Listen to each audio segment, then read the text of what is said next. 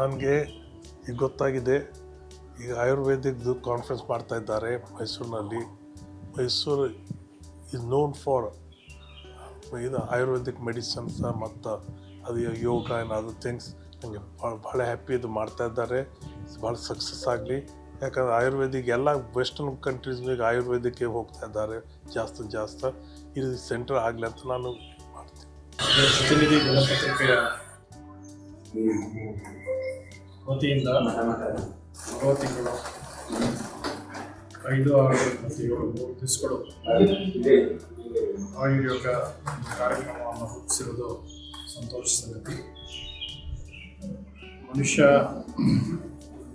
ರೋಗಗಳನ್ನು ನಿವಾರಣೆ ಮಾಡಿಕೊಳ್ಳೋದಕ್ಕಿಂತ ಹೆಚ್ಚಾಗಿ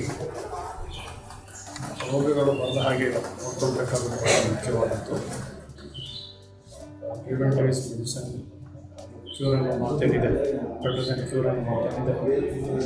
ಹಾಗೆ ಕಾಯಿಲೆಗಳು ಬರದ ಹಾಗೆ ನೋಡ್ಕೊಳ್ಬೇಕಾದ್ರೆ ಮುಖ್ಯವಾದದ್ದು. ಜೀವನ ಶೈಲಿಯಲ್ಲಿ ಯೋಗ, ಧ್ಯಾನ ಇತ್ಯಾದಿಗಳನ್ನು ದಿನನಿತ್ಯದ ಸಂಗತಿಗಳಾಗಿಸಿಕೊಂಡ್ರೆ ಅನೇಕ ರೋಗಗಳಿಂದ ಮುಕ್ತನಾಗಿರಲಿಕ್ಕೆ ಸಾಧ್ಯ ಆಗುತ್ತೆ. ಹಾಗೆ ಬಂದಾಗ ಯಾವುದೇ ಒಂದು ಆಯುರ್ವೇದ ಚಿಕಿತ್ಸೆಯನ್ನು ತೆಗೆದುಕೊಂಡ್ರೆ ಅದಕ್ಕೆ ಯಾವುದೇ ಒಂದು ಪ್ರತಿರೋಧ ಶಕ್ತಿ ಹೆಚ್ಚಾಗಿರುತ್ತೆ. ಅದರಿಂದ ರಿಯಾಕ್ಷನ್ಸ್ ಕೂಡ ಕಡಿಮೆ ಆಗುತ್ತೆ. ಅದರಿಂದ ಯೋಗ ಮತ್ತು ಆಯುರ್ವೇದ ನಮ್ಮನ್ನು ಪಾಲಿಸಿದ್ರೆ ಆರೋಗ್ಯವನ್ನು ಹೆಚ್ಚು ಚೆನ್ನಾಗಿ ಕಾಪಾಡಿಕೊಳ್ಳಲಿಕ್ಕೆ ಸಾಧ್ಯ ಆಗುತ್ತೆ.